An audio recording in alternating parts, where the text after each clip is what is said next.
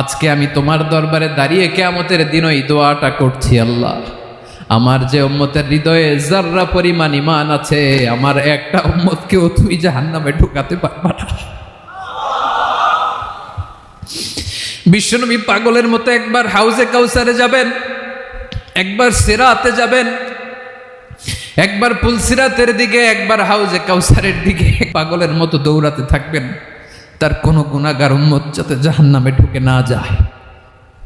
সেদিন কেউ সুপারিশ করতে পারবে না বিশ্বনবী ছাড়া। এজন্য 5 নম্বর আল্লাহ বললেন, মান যাল্লাযী ইয়াশফাউ ইনদাহু ইল্লা বিইযনিহি। কার সাহস আছে, কার এত বড় বুকের পাটা কিয়ামতের কঠিন দিন আল্লাহর সামনে দাঁড়িয়ে সুপারিশ করবে? কারো ক্ষমতা নাই, কারো ক্ষমতা নাই।